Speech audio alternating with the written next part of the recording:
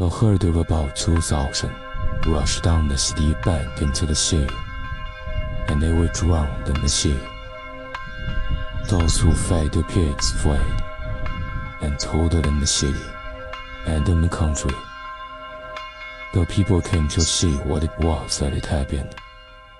They came to Jesus, and saw him who had been possessed by demons sitting, clothed, and in his right mind, even him who had a legion. And they were afraid. Those who saw it declared to them what had been to him, who was possessed by demons, and about the pigs. They began to beg him to depart from their region. As he was entering into the boat, he who had been possessed by demons begged him that he might be with him. He didn't allow him, but said to him, "Go to your house, to your friends, and tell them what great things the Lord has done for you, and how he had mercy on you." He went his way, and began to proclaim in Decapolis how Jesus had done great things for him, and everyone marveled.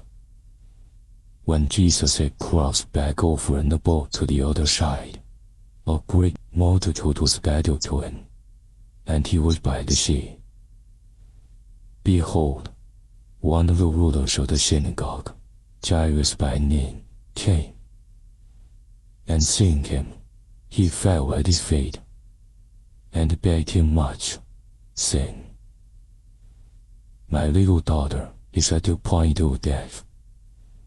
Please come and lay your hands on her, that she may be made healthy, and live."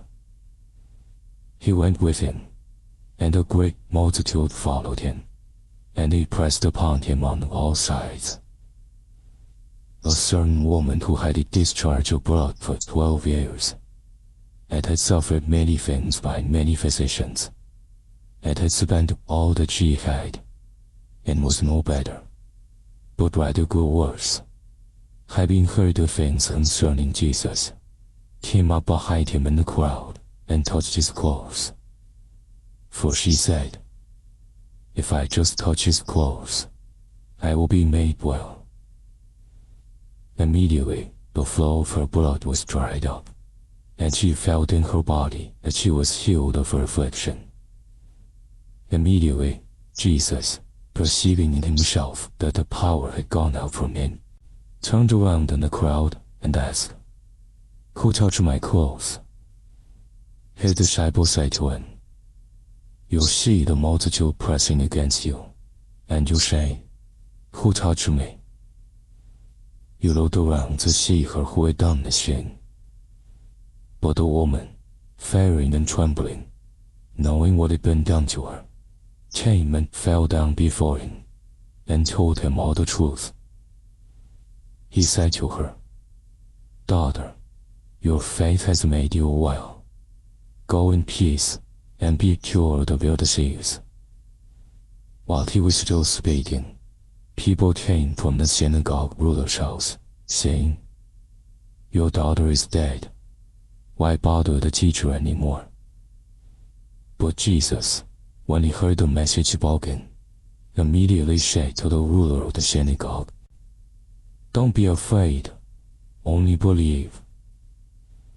He allowed no one to follow him, except Peter, James, and John the brother of James.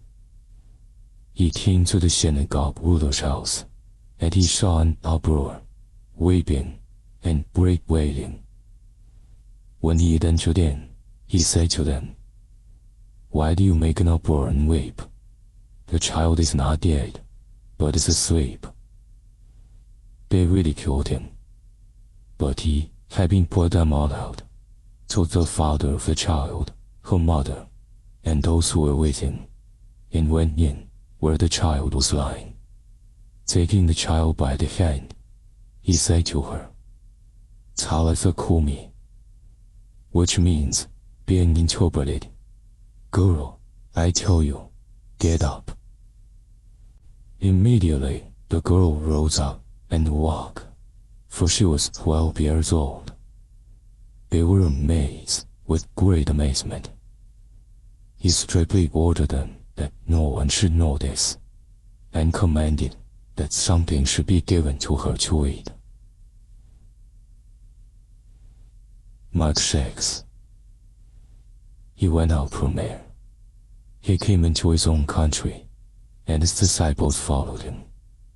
When the Sabbath had come, he began to teach in the synagogue, and many hearing him were astonished, saying, "Where did this man get these things? And what is the wisdom that is given to this man, that such mighty works come about by his hands? Isn't this the carpenter, the son of Mary, young brother of James, Joseph, Judah, and Simon? Aren't his sisters here with us?" So they were offended at him. Jesus said to them, "A prophet is not without honor, except in his own country, and among his own relatives, and in his own house." He could do no mighty work there, except that he laid his hands on a few sick people and healed them. He marveled because of their unbelief. He went around the villages teaching. He called to himself the 12, and began to send them out 2 by 2. And he gave them authority over the unclean spirits. He commanded them that they should take nothing for their journey, except a staff only, no bread, no wallet, no money in their purse, but to wear sandals and not put on 2 tunics. He said to them, "Wherever you enter into a house, stay there until you depart from there. Whoever will not receive you, nor hear you, as you depart from there, shake off the dust that is under your feet for a testimony against them. Assuredly, I tell you, it will be more tolerable for Sodom and Gomorrah in the day of judgment than for that city." They went out and preached that people should repent. They cast out many demons, and anointed many with oil who were sick, and healed them. King Herod heard this, for his name had become known, and he said, "John the Baptizer has risen from the dead, and therefore these powers are at work in him." But others said, "He is Elijah." Others said, "He is the prophet, or like one of the prophets." But Herod, when he heard this, said, "This is John, whom I beheaded. He has risen from the dead." For Herod himself had sent out and arrested John and bound him in prison for the sake of Herodias, his brother Philip's wife, for he had married her. For John had said to Herod, "It is not lawful for you to have your brother's wife." Herodias set herself against him and desired to kill him, but she couldn't, for Herod feared John, knowing that he was a righteous and holy man, and kept him safe. When he heard him, he did many things, and he heard him gladly. Then a convenient day came, when Herod on his birthday made a supper for his nobles, the high officers, and the chief men of Galilee. When the daughter of Herodias herself came in and danced, she pleased Herod and those sitting with him. The king said to the young lady, "Ask me whatever you want, and I will give it to you." He swore to her, "Whatever you ask of me, I won't give you, up to half of my kingdom." She went out and said to her mother, "What shall I ask?" She said, "The head of John the Baptizer." She came in immediately with haste to the king and requested, "I want you to give me right now the head of John the Baptizer on a platter." The king was exceedingly sorry, but for the sake of his oaths and of his dinner guests, he didn't wish to refuse her. Immediately, the king sent out a soldier of his guard and commanded to burn John's head. And he went and beheaded him in the prison, and brought his head on a platter, and gave it to the young lady. And the young lady gave it to her mother. When his disciples heard this, they came and took up his corpse, and laid it in a tomb. The apostles gathered themselves together to Jesus, and they told him all things, whatever they had done, and whatever they had taught. He said to them, "Come away into a deserted place, and rest a while." For there were many coming and going, and they had no leisure so much as to eat. They went away in the boat to a deserted place by themselves. They saw them going, and many recognized him, and ran there on foot from all the cities. They arrived before them, and came together to him. Jesus came out, saw a great multitude, and he had compassion on them, because they were like sheep without a shepherd. And he began to teach them many things. When it was late in the day, his disciples came to him and said, "This place is deserted, and it is late in the day. Send them away, that they may go into the surrounding country and villages, and buy themselves bread, for they have nothing to eat." But he answered them, "You give them something to eat." They asked him, "Shall we go and buy 200 denarii worth of bread, and give them something to eat?" He said to them, "How many loaves do you have? Go see." When they knew, they said, 5 and 2 fish. He commanded them that everyone should sit down in groups on the green grass. They sat down in ranks, by hundreds, and by 50s.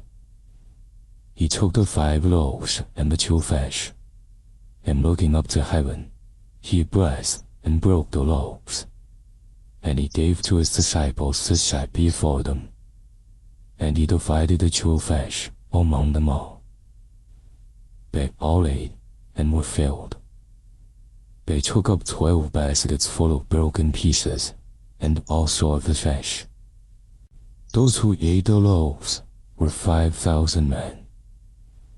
Immediately he made his disciples get into the boat and go ahead to the other side, to Bethsaida, while he himself sent the multitude away.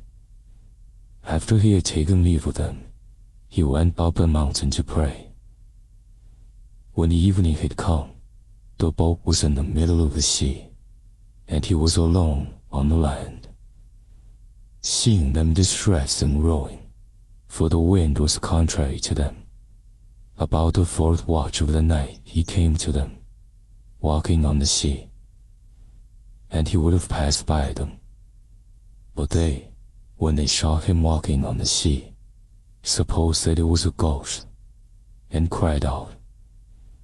For they all saw him and were troubled.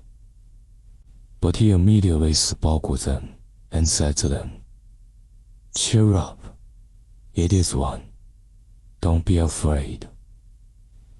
He got into the boat with them, and the wind ceased, and they were very amazed among themselves, and marveled, for they hadn't understood about the loaves, but their hearts were hardened. When they had crossed over, they came to land at Gennesaret, and moored to the shore. When they had come out of the boat, immediately the people recognized him, and ran around that whole region, and began to bring those who were sick on their mats to where they heard he was.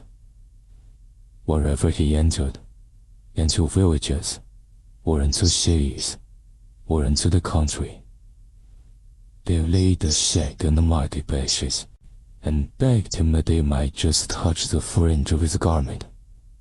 And as many as touched him were made well. Mark 7.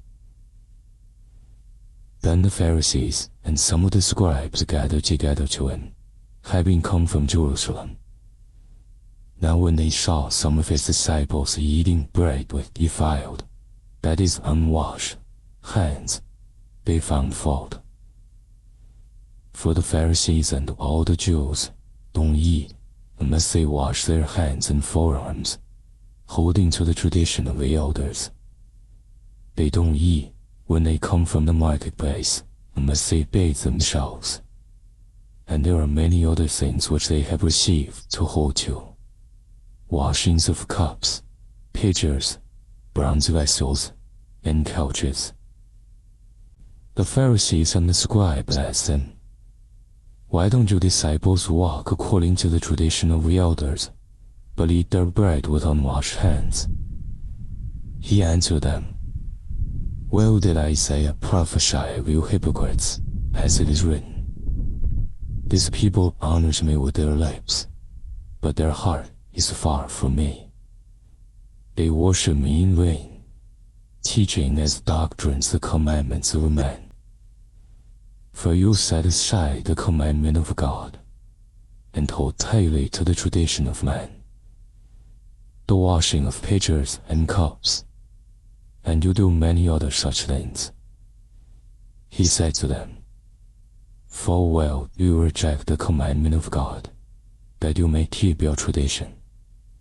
For Moses said, 'Honor your father and your mother,' and 'He who speaks evil of father or mother, let him be put to death.'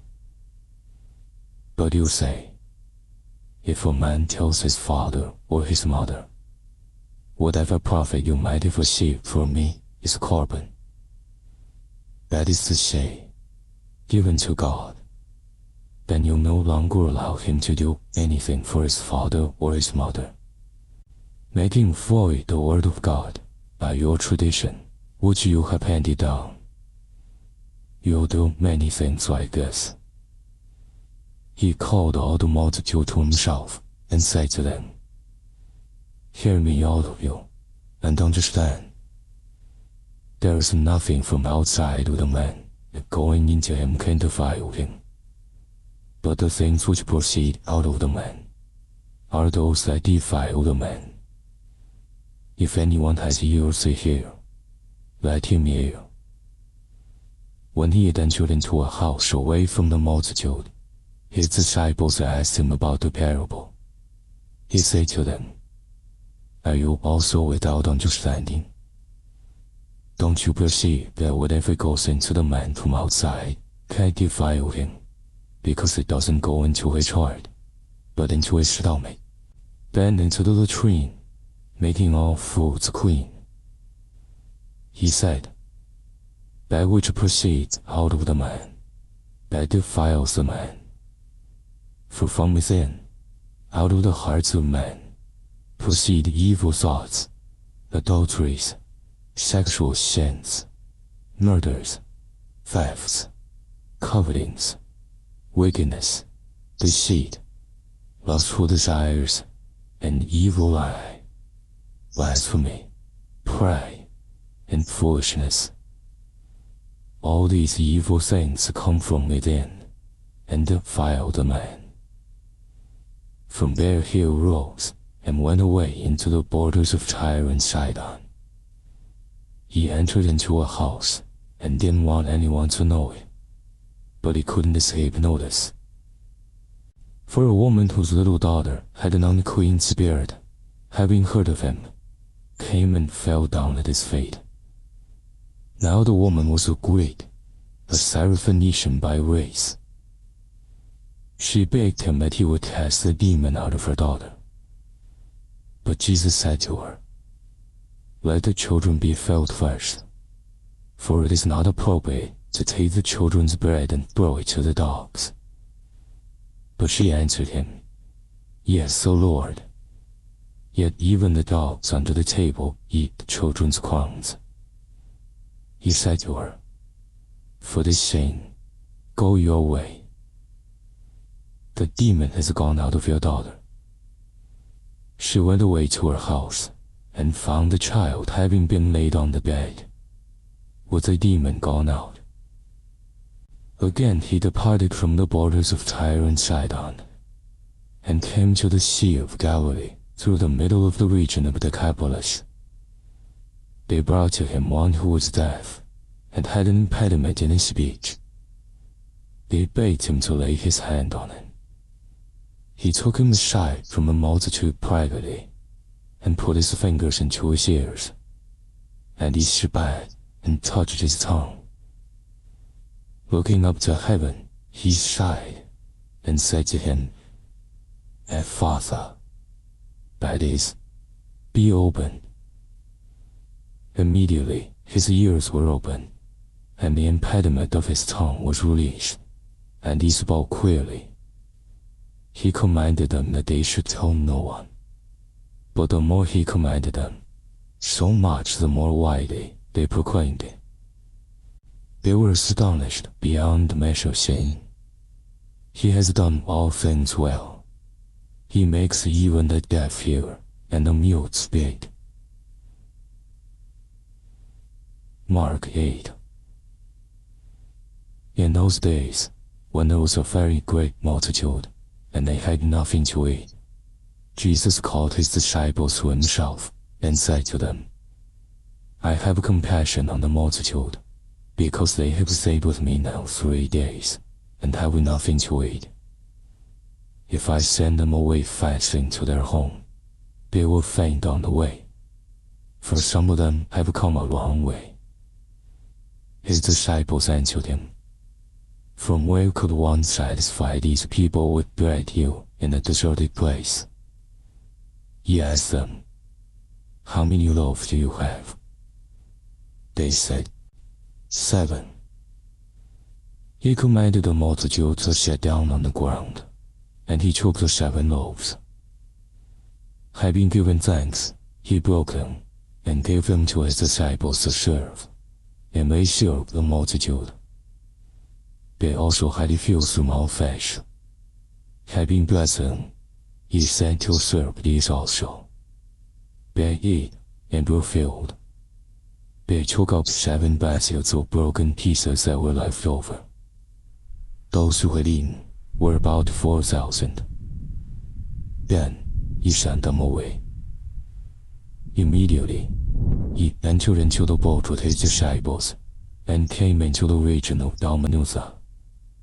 The Pharisees came out, and began to question him, seeking from him a sign from heaven, and testing him.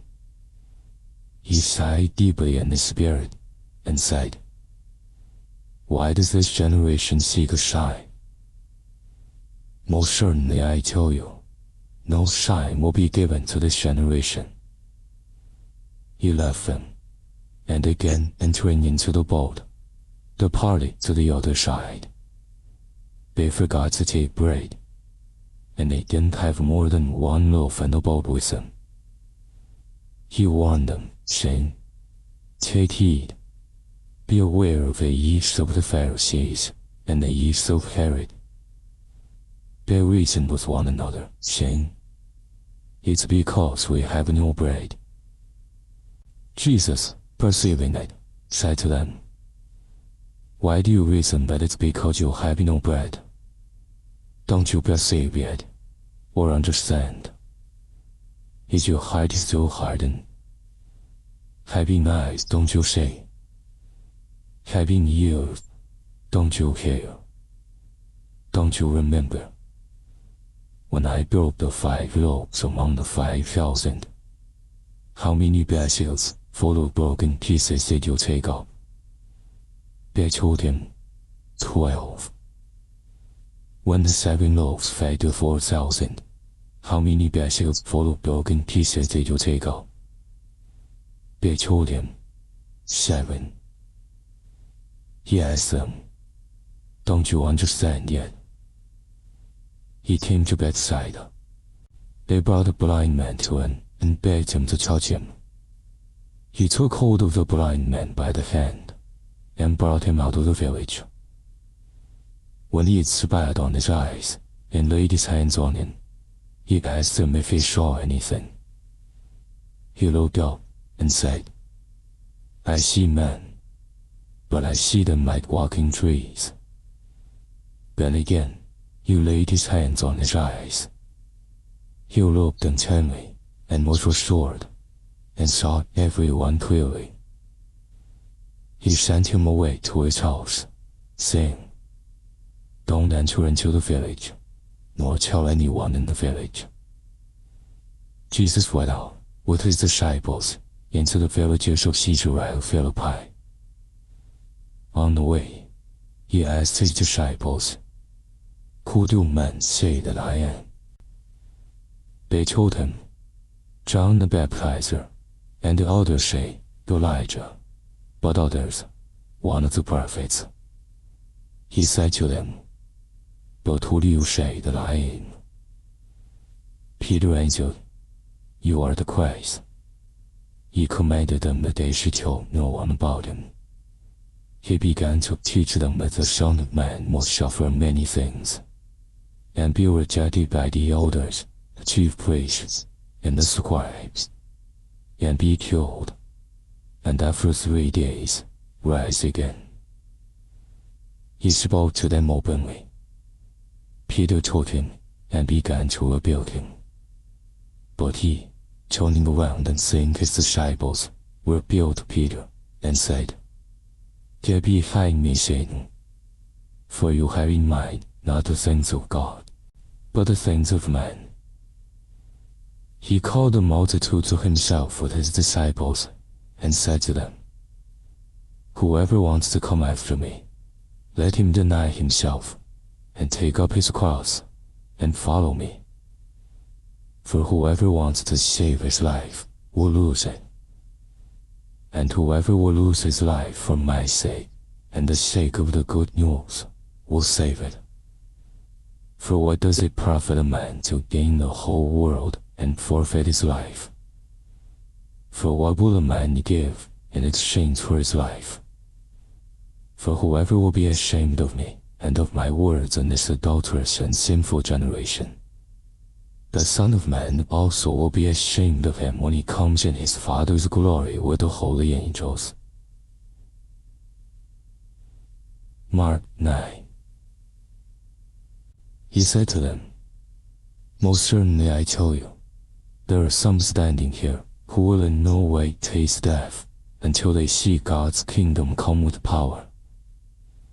After 6 days, Jesus took with him Peter, James, and John, and brought them up onto a high mountain privately by themselves, and he was changed into another form in front of them.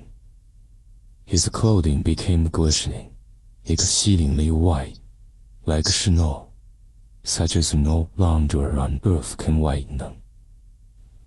Elijah and Moses appeared to them, and they were talking with Jesus. Peter answered Jesus, "Rabbi, it is good for us to be here. Let's make 3 tents, one for you, one for Moses, and one for Elijah." For he didn't know what to say, for they were very afraid. A cloud came, overshadowing them, and a voice came out of the cloud, "This is my beloved Son. Listen to him." Suddenly looking around, they saw no one with them anymore, except Jesus only. As they were coming down from the mountain, he commanded them that they should tell no one what things they had seen, until after the Son of Man had risen from the dead. They kept saying to themselves, questioning what the rising from the dead meant. They asked him, saying, "Why do the scribes say that Elijah must come first?" He said to them, "Elijah indeed comes first and restores all things. How is it written about the Son of Man, that he should suffer many things and be despised? But I tell you that Elijah has come, and they have also done to him whatever they wanted to, even as it is written about him." Coming to the disciples, he saw a great multitude around them, and scribes questioning them. Immediately, all the multitude, when they saw him, were greatly amazed, and running to him, greeted him. He asked the scribes, "What do you ask him?" One of the multitude answered, "Teacher, I brought to you my son, who has a mute spirit, and wherever it seizes him, it throws him down. And he foams at the mouth, grinds his teeth, and becomes wretched. I asked your disciples to cast it out, and they weren't able." He answered him, "Unbelieving generation, how long shall I bear with you? How long shall I bear with you? Bring him to me." They brought him to him, and when he saw him, immediately the spirit convulsed him, and he fell on the ground, wallowing and foaming at the mouth. He asked his father, "How long has it been since this has been happening to him?" He said, "From childhood. Often it has cast him both into the fire and into the water to destroy him. But if you can do anything, have compassion on us and help us." Jesus said to him, "If you can believe, all things are possible to him who believes." Immediately, the father of the child cried out with tears, "I believe. Help my unbelief." When Jesus saw that a multitude came running together, he rebuked the unclean spirit, saying to him, "You mute and deaf spirit, I command you, come out of him, and never enter him again." After crying out and convulsing him greatly, it came out of him. The boy became like one dead, so much that most of them said, "He is dead." But Jesus took him by the hand and raised him up, and he arose. When he had come into the house, his disciples asked him privately, "Why couldn't we cast it out?" He said to them, "This kind can come out by nothing but by prayer and fasting." They went out from there and passed through Galilee. He didn't want anyone to know it, for he was teaching his disciples, and said to them, "The Son of Man is being handed over to the hands of men, and they will kill him. And when he is killed, on the third day, he will rise again." But they didn't understand the scene, and were afraid to ask him. He came to Capernaum, and when he was in the house, he asked them, "What were you arguing among yourselves on the way?" But they were silent, for they had disputed with one another on the way about who was the greatest.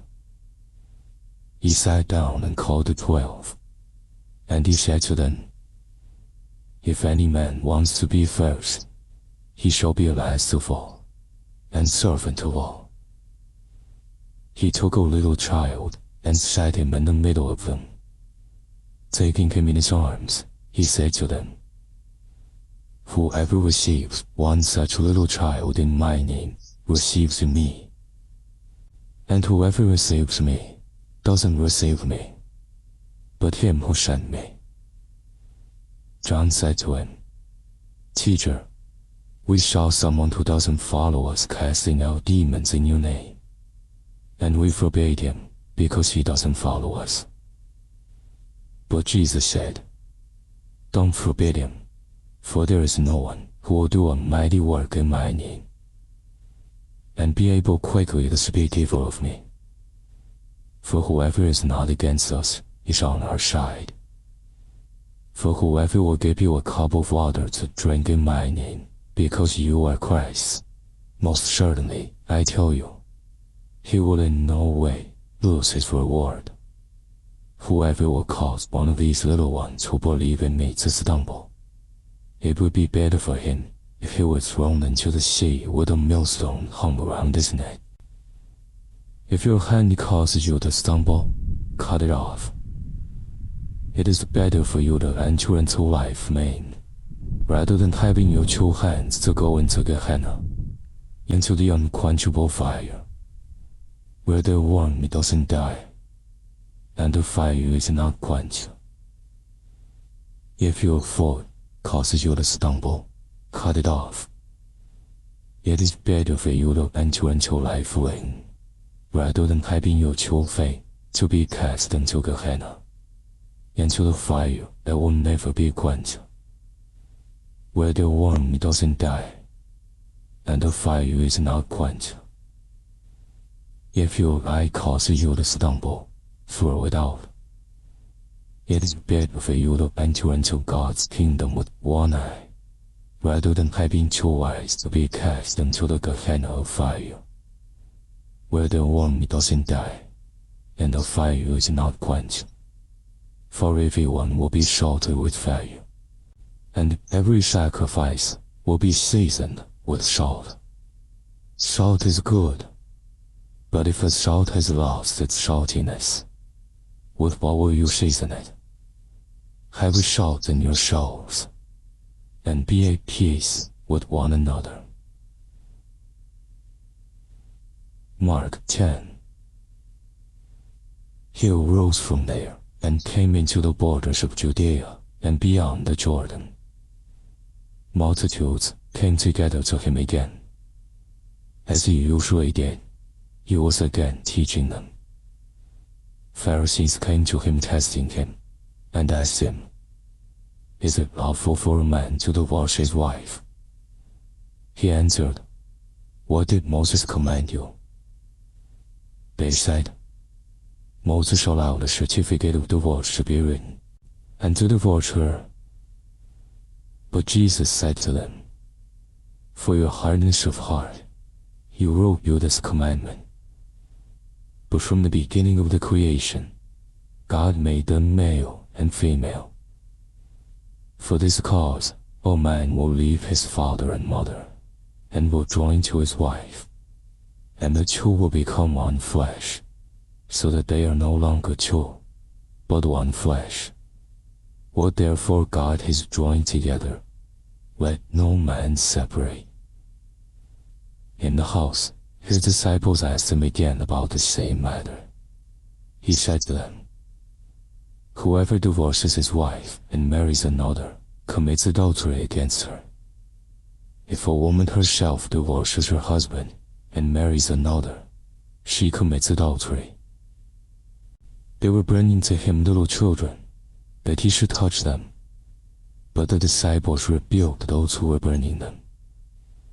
But when Jesus saw it, he was moved with indignation, and said to them, "Allow the little children to come to me. Don't forbid them, for God's kingdom belongs to such as these. Most certainly I tell you, whoever will not receive God's kingdom like a little child, he will in no way enter into it." He took them in his arms and blessed them, laying his hands on them.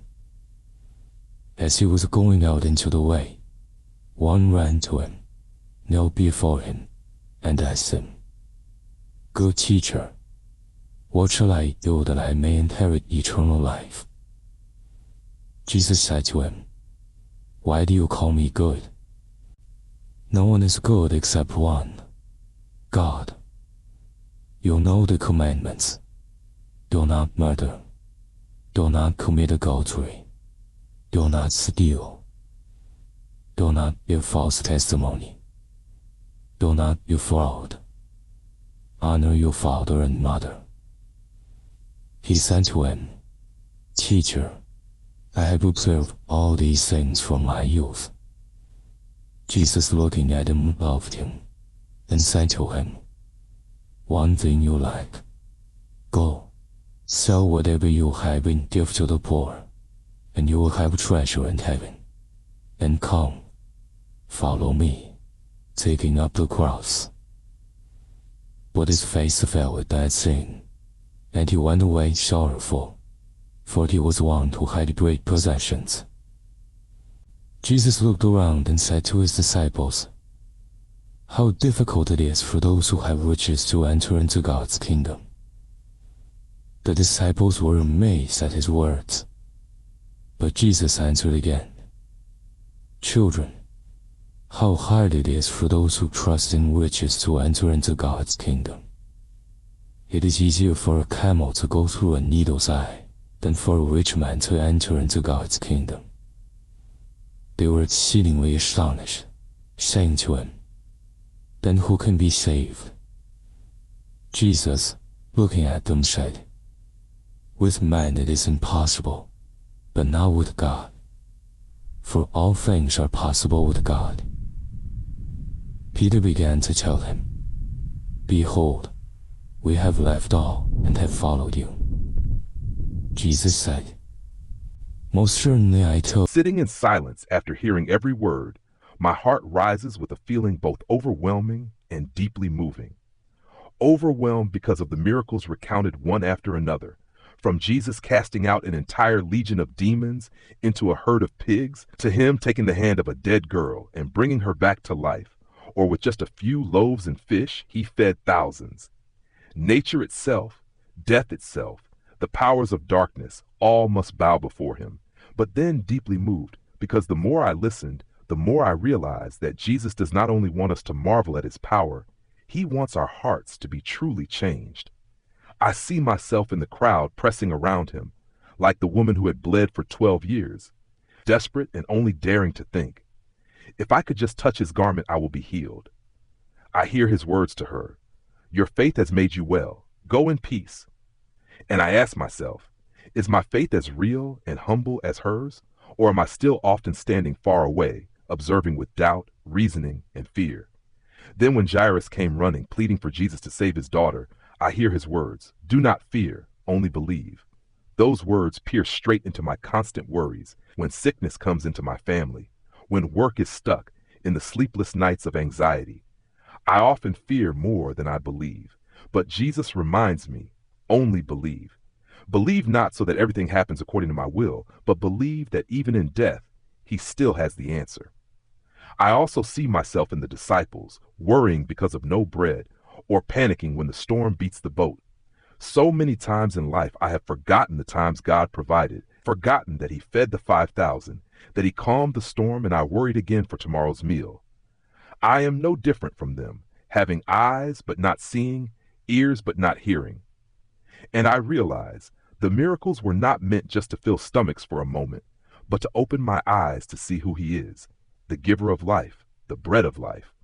I hear of Jesus' transfiguration on the mountain, his clothes dazzling bright, his glory revealed with Moses and Elijah appearing. I feel as though I too am trembling there, afraid and not knowing what to say. But then only Jesus remains, teaching that all the law and prophets point to him. It is not the dazzling glory that transforms my life, but the daily carrying of the cross to follow him in silence. And that powerful call still echoes, "If anyone would come after me, let him deny himself, take up his cross, and follow me." Hearing this, my heart feels both reverence and shame, because many times I have wanted to follow him, yet still clung tightly to myself, unwilling to let go of comfort and safety. I now understand. Following Jesus is not just waiting for miracles, but daring to live differently, daring to lose in order to gain true life. Finally, when hearing of the rich young man who walked away sorrowful, unable to part with his possessions, my heart sank. How many times have I been like him, bound by wealth, ambition, and the things I can see and touch? And I understand the kingdom of God cannot be bought, cannot be held with full hands, but comes only when I release and place Jesus above all. Listening through, I do not just see a series of miracles, but a journey. From darkness to light, from despair to faith, from outward wonders to inward transformation. Jesus does not only want to heal the body, but to renew the soul. Not only calm the storm on the sea, but calm the storm inside. Not only give bread to fill hunger, but give himself as the living bread. And I, a small child, can only bow and pray, "Lord, give me the simple faith of a child. Let me not chase after appearances, not cling to possessions, but place you at the center of my life. Give me enough faith to see miracles, enough humility to live as a true disciple, and enough courage to carry the cross and follow you."